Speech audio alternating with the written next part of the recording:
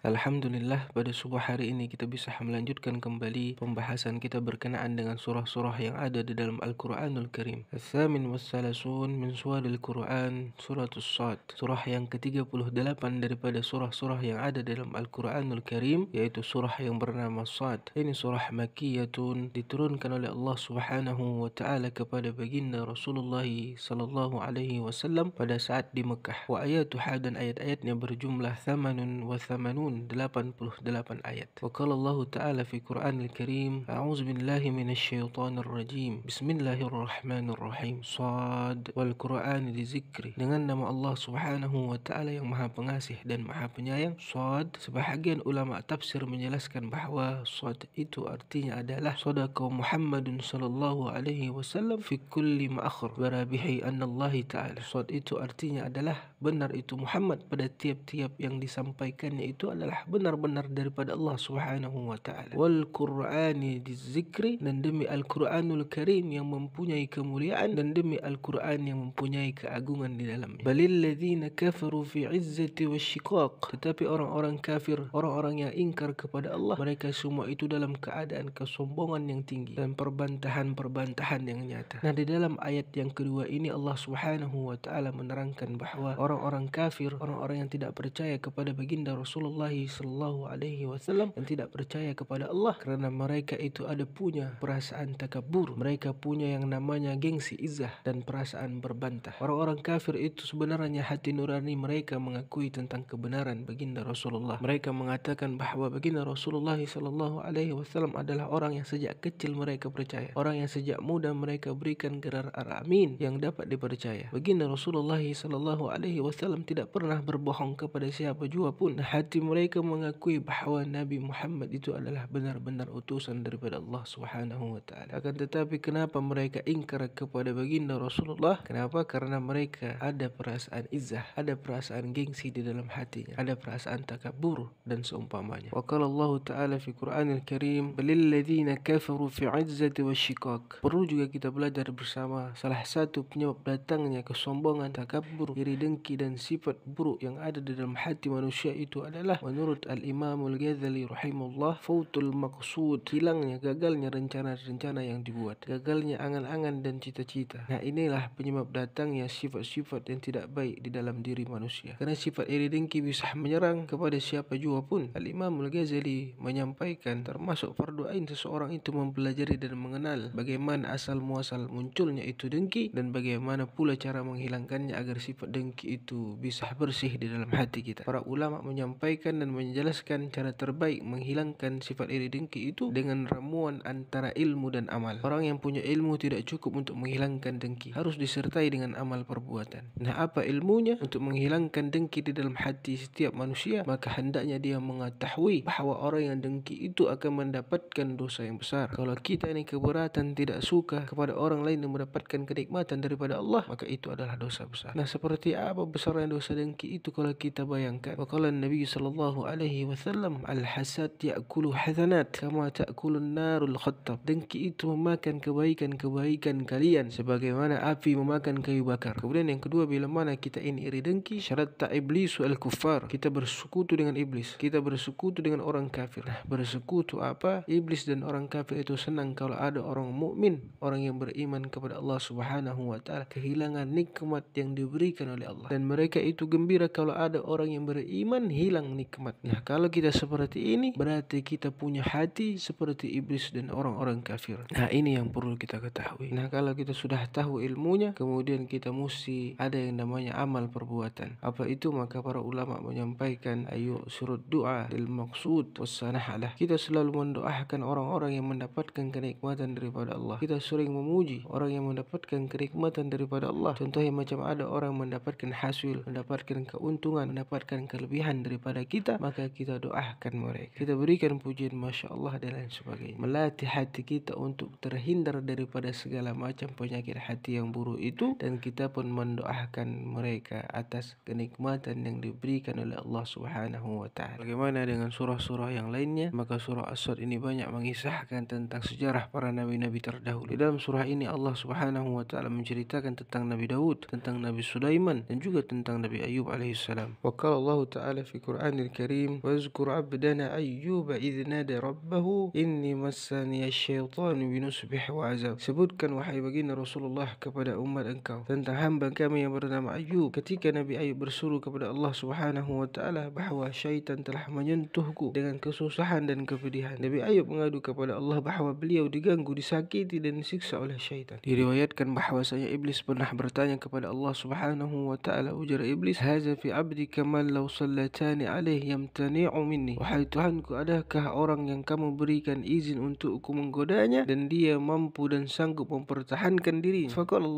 Allah Subhanahu wa taala mengatakan, "Na'am, ada. Abdi Ayub, hambaku yang bernama Ayub alaihissalam. Silahkan engkau goda, silahkan engkau rayu, maka dia akan mampu menahan segala macam godaan daripada engkau." Faja'ala ya'tihi, maka iblis datang kepada Nabi Ayub dengan wajah dan rupa yang sangat menyeramkan. Maka Nabi Ayub dengan tenangnya tidak takut dan tidak gemetar sama sekali kepada iblis. Kemudian setelah itu iblis melapor kepada Allah Subhanahu wa taala. Faqala, "Ya Rabb, innahu kadimtana alayya fasallini ala mali." Ya Allah, aku sudah menggodanya namun dia mampu menahan dan mempertahankan dirinya, maka berikan aku izin untuk menggoda hartanya. Kemudian iblis datang kepada Nabi Ayub. "Ya Ayub," ujarnya, "halaka min maliki kaza wa kaza." Itu kebun engkau habis terbakar, itu ternak engkau habis semuanya mati. Fayaqul, ujar Nabi Ayub alaihissalam, "Allahu a'ta wallahu akhadha walhamdulillah." Allah yang memberiku, Allah yang mengambilnya, alhamdulillah, segala puji bagi Allah. Sedikit pun Nabi Ayub tidak gentar dan tidak terhasut dengan tipu muslihat iblis, padahal seluruh hartanya sudah habis. Kemudian iblis melapor lagi kepada Allah Subhanahu wa taala. Faqala, "Ya Rabb, inni Ayub la yubali bimali fasallinni ala waladihi." Ya Allah, Ayub sudah kuhabiskan hartanya, tetap dia bertahan, maka berikan aku izin untuk mengganggu, menghabiskan anak-anaknya. Suatu malam iblis datang kepada anak-anak Nabi Ayub, fahalaqa auladuhu fil kulliyah. Kemudian mati semua anak-anak Nabi Ayub, dibunuh oleh iblis. Kemudian iblis datang kepada Nabi Ayub, "Ya Ayub, anak engkau semuanya mati." Maka Nabi Ayub pun menyampaikan, "Allahu a'ta wallahu aghaza walhamdulillah." Allah yang memberi aku anak, Allah pula yang mengambilnya, segala puji bagi Allah Subhanahu wa taala. Iblis kemudian datang kepada Allah, "Ya Rabbi, la yubali bimali fasallinni ala jasadi." Ya Allah, Ayub sudah aku goda dengan semua hartanya habis dan anak-anaknya pun habis, maka aku minta izin kepadamu ya Rabb untuk mengganggu, menggoda jasadnya Nabi Ayub. Fanafagha fi zildi Ayub wa hadathat asqam azimah wa alaman syadidah fihi fama kasa fi zalikal bala' sinin. Akhirnya tubuhnya Nabi Ayub dirusak oleh iblis hingga timbul berbagai macam penyakit yang diderita oleh Nabi Ayub alaihissalam. Bertahun-tahun Nabi Allah Subhanahu wa taala yang bernama Ayub ini menahan penyakit yang sedemikian rupa. Nah, sewaktu Nabi Ayub ini tubuhnya dihancurkan oleh iblis, maka Nabi Ayub cuma mengadu kepada Allah Subhanahu wa taala, "Inni massani asy-syaitanu binusbih wa azab." Ya Allah, bahwa aku telah disentuh oleh syaitan dengan kesusahan dan azab. Nah, tidaklah macam seperti kita ini. Ya Allah, sembuhkanlah aku. Ya Allah, angkatlah penyakitku. Macam-macam kita mengeluh kepada Allah Subhanahu wa taala. Tapi lihatlah Nabi Ayub, beliau hanya mengadu dan melapor kepada Allah Subhanahu wa taala, "Inni massani asy-syaitanu binusbih wa azab." Ya Allah, bahasanya syaitan telah menyentuhku dengan kesusahan dan kepayahan dan azab. Nah, ini adalah adab yang diajarkan oleh baginda Rasulullah sallallahu alaihi wasallam, menyampaikan, menceritakan tentang Nabi Ayub ketika hendak berdoa kepada Allah Subhanahu wa taala. Setelah penderitaan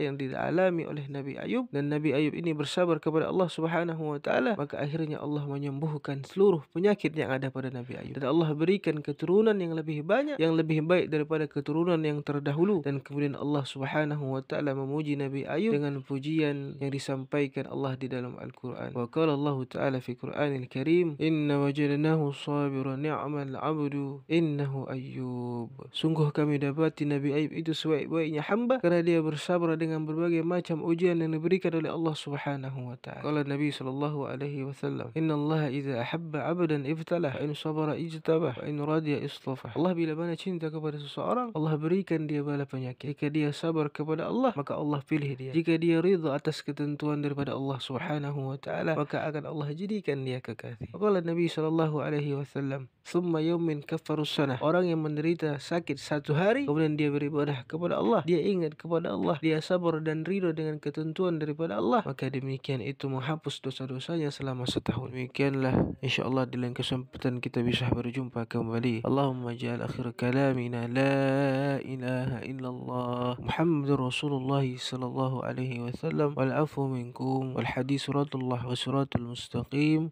Wassalamualaikum warahmatullahi